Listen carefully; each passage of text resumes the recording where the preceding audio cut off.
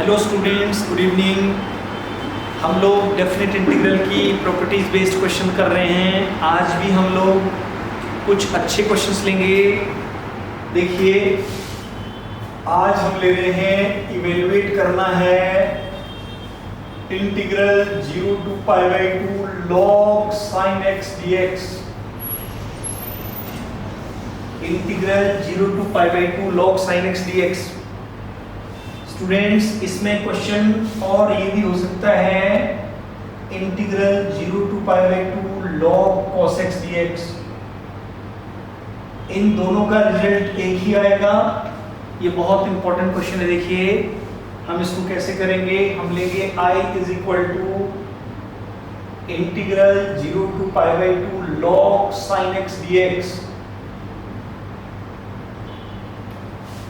हम लोग लगाएंगे integral 0 to a f x dx equal to 0 to a f a minus x dx। ये property apply करेंगे। देखिएगा ये क्या बनेगा। I equal to integral 0 to π/2 log of sin π/2 minus x dx। यही आपका बन जाएगा I equal to integral 0 to π/2 log cos x dx। इसको आप इक्वेशन 2 लेंगे, इसको आप इक्वेशन 1 लेंगे। अब आप इक्वेशन 1 एंड 2 को ऐड कर देंगे students. Adding 1 and 2, adding 1 and 2, आपका रिजल्ट बनेगा 2i equal to integral 0 to π/2 log sin x dx plus integral 0 to π/2 log cos x dx। Students, ये क्वेश्चन हमारा लॉन्ग आंसर टाइप क्वेश्चन है। अब इसको देखिए, ये हमारा रिजल्ट बना 2i equal to 0 to π/2 log sin x प्लस log cos x dx। अब आप log की प्रॉपर्टीज लगाएंगे। सिंस log आप जानते हैं, log of a plus log b equal to होता है log ab, और log a minus log b होता है log a अपॉन b। अब आप प्रॉपर्टी लगा रहे हैं तो ये बनेगा, देखिए 2i is equal to 0 to π/2 log of sin x cos x log of sin x cos x dx। बहुत इंपॉर्टेंट क्वेश्चन है स्टूडेंट्स, और ये question long answer type question है। 2i is equal to integral 0 to π/2 log of, अब आपको क्या करना है, देखिए इसको करना है 2 sin x cos x upon 2। Students, इसको 2 से मल्टीप्लाई भी करना है और 2 से डिवाइड भी करना है। ऐसा करने से ये बनेगा, आप जानते हैं 2 sin a cos a sin 2a हो जाता है। तो देखिए क्या बन रहा है आपका question. 2i is equal to integral 0 to π/2 log of sin 2x upon 2 dx। अब ये दो अलग अलग पार्ट्स में डिवाइड हो जाएगा। 2i equal to 0 to π/2 log sin 2x minus log 2 dx। कौन सी प्रॉपर्टी लगी है स्टूडेंट्स इसमें? log a upon b is equal to log a minus log b। तो यही इंटीग्रल बनेगा 2i is equal to 0 to pi by 2 log sin 2x dx minus integral 0 to pi by 2 log 2 dx। log 2 constant है, ये integral से बाहर आएगा तो 2i बनेगा। अब हम इधर लिख रहे हैं, देखिए यहां लिख रहे हैं, ये आपका बनेगा 2i equal to integral 0 to pi by 2 log sin 2x dx minus log 2 dx का इंटीग्रल x आएगा 0 to pi by 2, तो 2i आएगा students 0 to pi by 2 log of sin 2x dx minus pi by 2 log 2। इसको आप equation number 3 लिखने वाले हैं। अब आपको क्या करना है, अब आप इस रिजल्ट को लेंगे और I1 लेट करेंगे इसको। तो कैसे लेंगे, देखिए let I1 equal to integral 0 to pi by 2 log sin 2x dx। अब देखिए स्टूडेंट्स, इस क्वेश्चन में हम आगे और क्या करने वाले हैं, इसमें हम लोग सब्स्टिट्यूशन करने वाले हैं, पुट करने वाले हैं 2x is equal to t।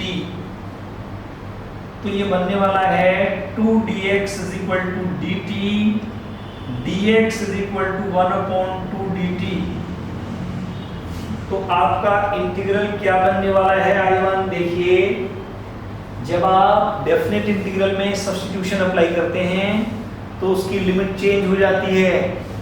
तो यहाँ पर स्टूडेंट्स देखिए लिमिट कैसे चेंज होगी, आपने 2x को t लगाया है, x की जगह आप pi by 2 रखिए, तो ये रिजल्ट आपका बनेगा 0 to pi। यहाँ पर आपने pi by 2 रखा तो pi बना, यहाँ 0 रखा दोबारा तो 0 बना, 0 to pi log sin t dt। ये बन गया है, बहुत ध्यान से देखिए। और यहाँ पर आपको एक चीज बताएं, आप प्रॉपर्टी यूज करेंगे again, integral a to b fx dx is equal to integral a to b ft dt। तो आप ft dt को fx dx लिख सकते हैं बिना लिमिट चेंज किए। तो देखिए आपका क्वेश्चन क्या बन गया, I1 इक्वल टू बन गया integral 0 to pi log sin x dx बन गया बाय प्रॉपर्टी। इस प्रॉपर्टी को लगाने से आप अगर आप लिमिट को चेंज ना करें, integral a to b fx dx is equal to integral a to b ft dt होता है। तो ft dt को आप fx dx लिख सकते हैं कब, अगर लिमिट ना चेंज करें। तो आप देखिए अगेन स्टूडेंट्स, अगेन यहाँ पर अगेन आप जानते हैं इसको हम लिख सकते हैं, देखिएगा फिर से। अब देखिए बहुत ध्यान से देखिए,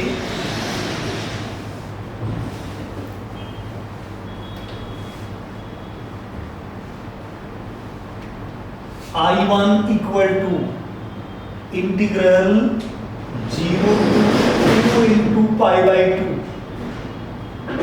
log sin x dx लिख सकते हैं इसको, log sin x dx। 2 into pi by 2 pi ही होता है, इसलिए हमने pi को 2 into pi by 2 लिखा। क्यों लिखा, देखिए हमारे पास एक प्रॉपर्टी है integral 0 to 2a fx dx, 0 to 2a fx dx is equal to 2 times 0 to a fx dx, 2 times 0 to a fx dx if f of 2a minus x is equal to fx।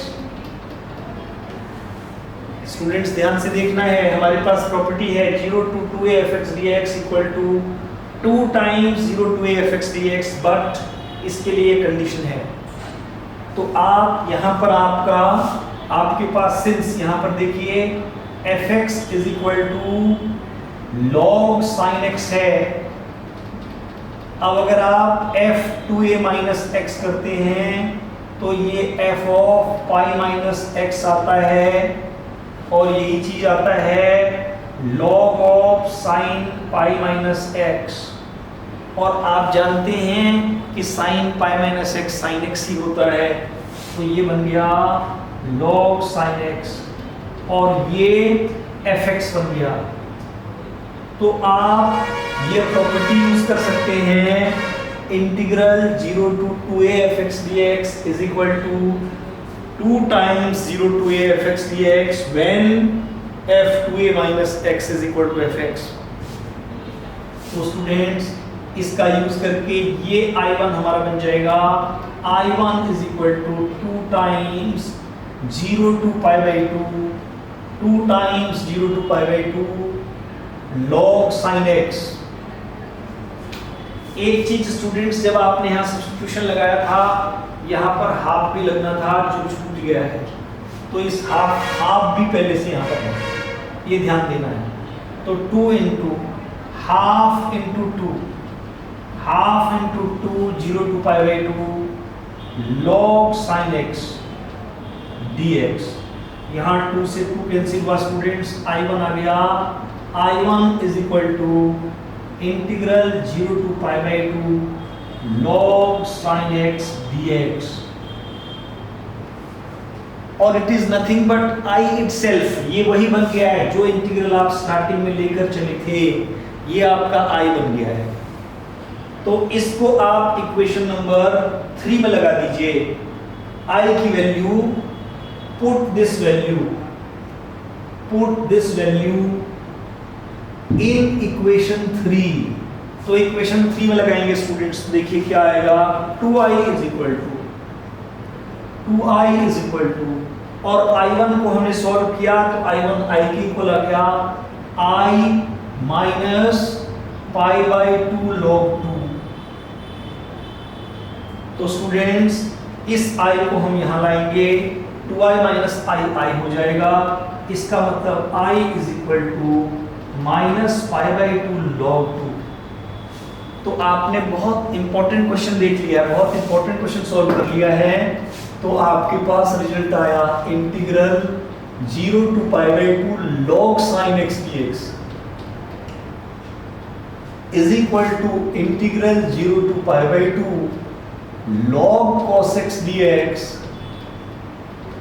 Is equal to minus pi by 2 log 2, minus pi by 2 log 2, ये इस question का answer बन गया students. तो बहुत important question, long answer type question, आपके examination point of view से बहुत इंपॉर्टेंट क्वेश्चन। तो स्टूडेंट्स आप हमारी वीडियोस देखते रहें, कल की क्लास में फिर हम कुछ नए क्वेश्चन के साथ आपके सामने आएंगे। तो thank you for watching the video, और अगर अभी आपने हमारा वीडियो सब्सक्राइब नहीं किया है तो आप जल्दी से बेल आइकन दबाएं और सब्सक्राइब करें ताकि आपको आने वाली वीडियोस का नोटिफिकेशन मिलता रहे। Thank you.